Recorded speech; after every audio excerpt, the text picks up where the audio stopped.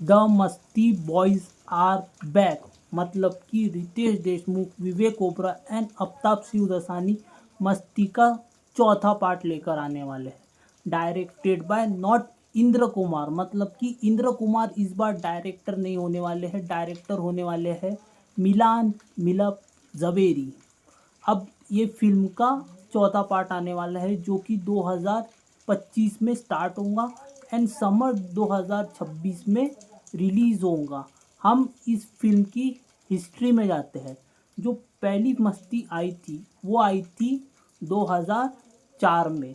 Budget था 8 करोड़ रुपए और कमाई करी थी 19 करोड़ रुपए। इंडिया नेट बात कर रहा हूँ।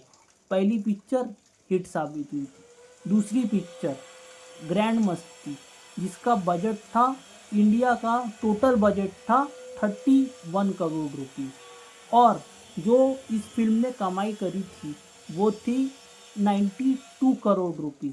ये फिल्म सेकंड पार्ट जो था ग्रैंड मस्ती वो सुपर हिट हुई थी। और तीसरी पिक्चर जो आई थी ग्रेट ग्रैंड मस्ती वो फ्लॉप साबित हुई थी। 31 करोड़ का बजट था और सिर्फ 19 करोड़ रुपए कमाई थी। ठीक है, सबसे पहली बात तो ये है कि इसकी स्टार कास्ट बहुत तगड़ी है।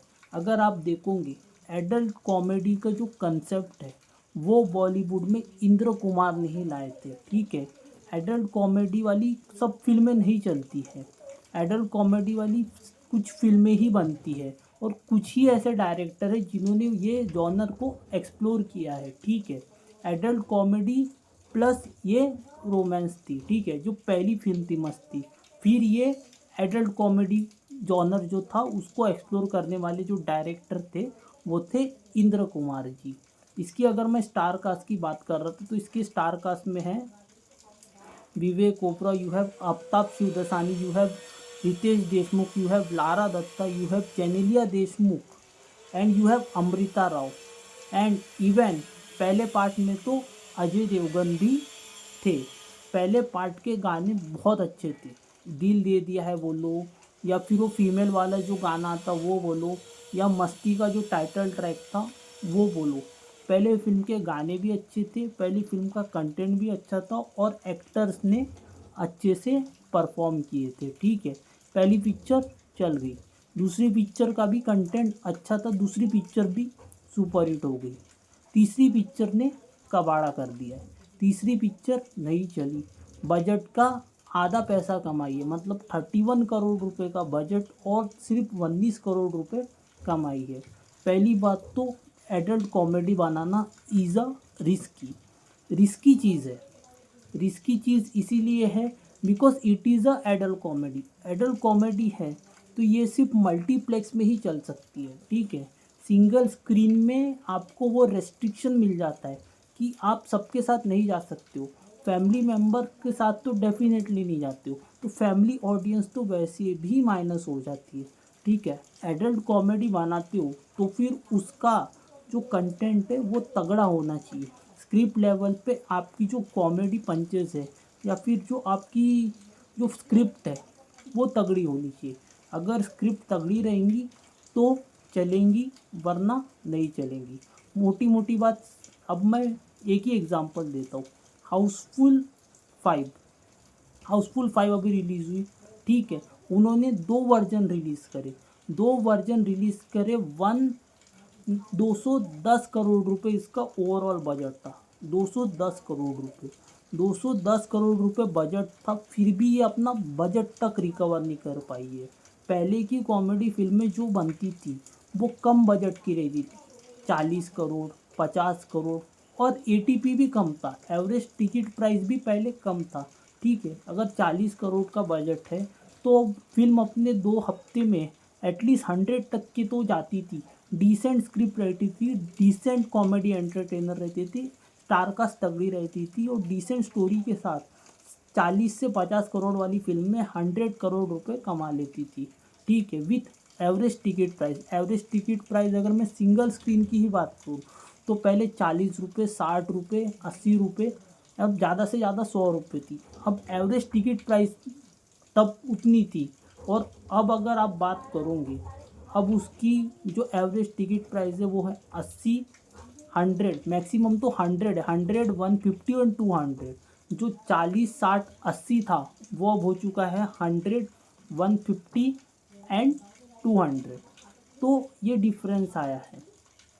और एडल्ट कॉमेडी, एक फैमिली एंटरटेनर की बात करें, आप फैमिली कॉमेडी बनाते हो तो फैमिली ऑडियंस सपोर्ट करेंगे। एडल्ट कॉमेडी को आप सबके साथ देखने नहीं जा सकते हो, ये चीज़ तो है। पहला रेस्ट्रिक्शन तो यही है। दूसरा रेस्ट्रिक्शन ये है कि फिर स्क्रिप्ट तगड़ी होनी चाहिए। स्क्रिप्ट अगर तगड़ी नहीं रहेंगी, स्क्रिप्ट अगर कन्विंसिंग नहीं रहेंगी, तो फिर इवन एडल्ट ऑडियंस जो है वो भी नहीं देखने जाएंगे। भले ही आप एडल्ट कॉमेडी बनाओ, पहले दिन देखेंगे, फिर अगले दिन से तो पिक्चर सीधा डूब जाएंगी। मस्ती का जो चौथा पार्ट है उसको रिवर्स मस्ती के नाम से प्रमोट किया जा रहा है, मतलब कि वो सिमिलर लाइंस पे रहेगा।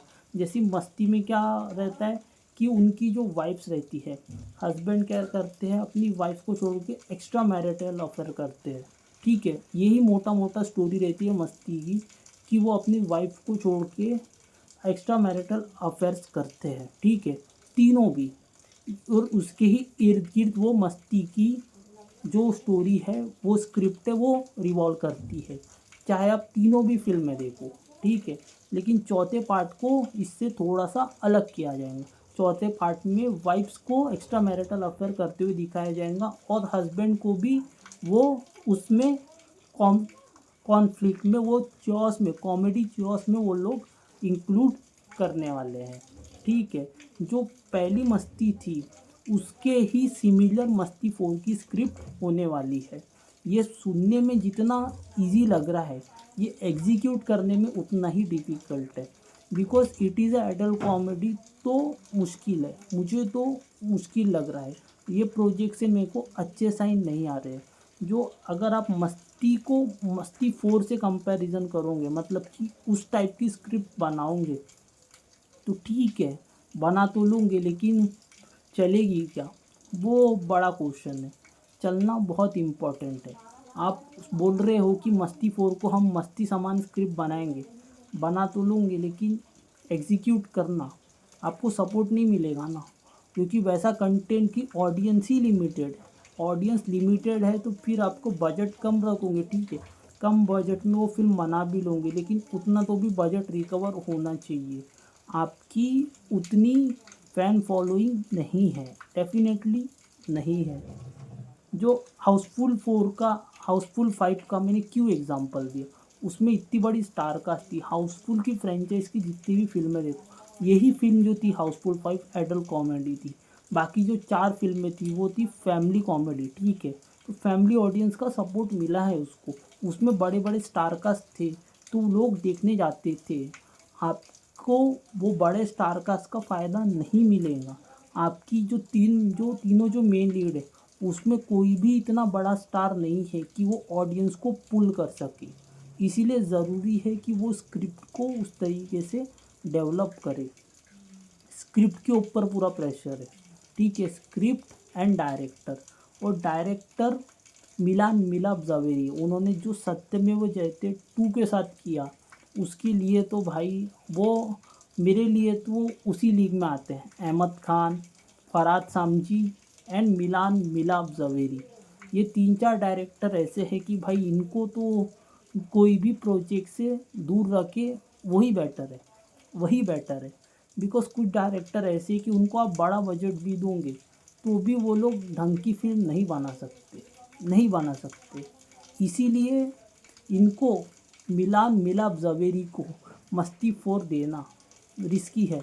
इंद्र कुमार नहीं है, तीनों फिल्में इंद्र कुमार ने बनाई थी।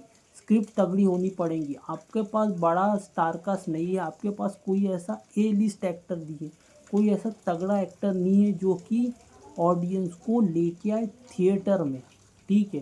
तो फिर आपका पूरा प्रेशर आता है आपकी स्क्रिप्ट के ऊपर। अगर स्क्रिप्ट तगड़ी रहेंगी, स्क्रिप्ट अगर अच्छी रहेंगी, तो ऑडियंस उसको ग्रैंड मस्ती सामान सुपर हिट बनाएंगे। नहीं तो अगर स्क्रिप्ट ही वीक रही तो आपके स्टार कास्ट तो है ही नहीं, स्टार कास्ट तो तगड़ी ही नहीं है, तो फिर स्क्रिप्ट क्या ही कर लेंगे, ठीक है।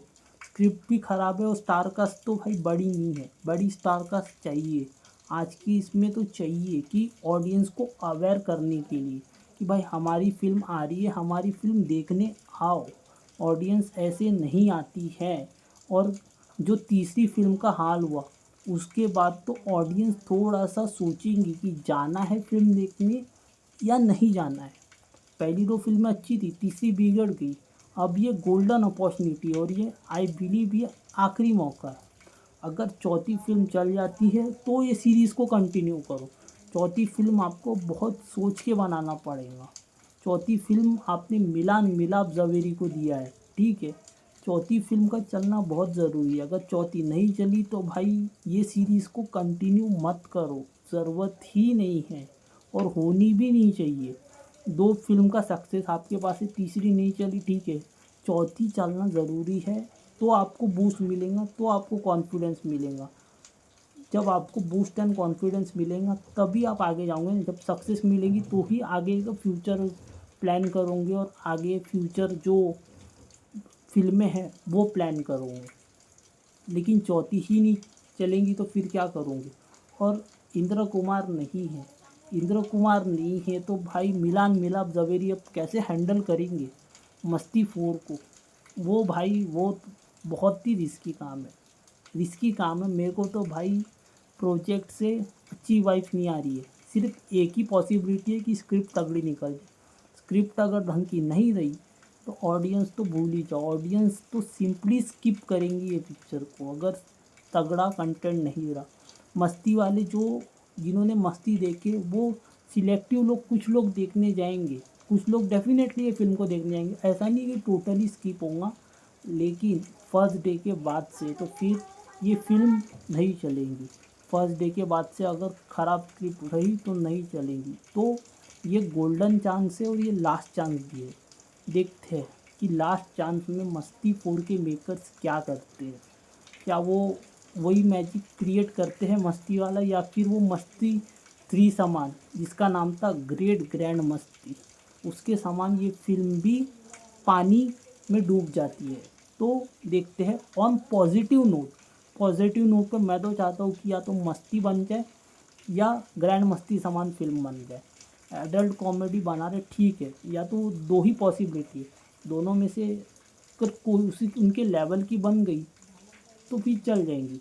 नहीं तो अगर मस्ती 3 सामान बनी तो भाई फिर इसको कोई नहीं बचा सकता और फिर आगे से ये फिल्में भी नहीं आएंगी और इसकी फ्रेंचाइज भी नहीं आने वाली। फिर भूल जाओ, ये उनके पास डू और डाई वाली सिचुएशन है।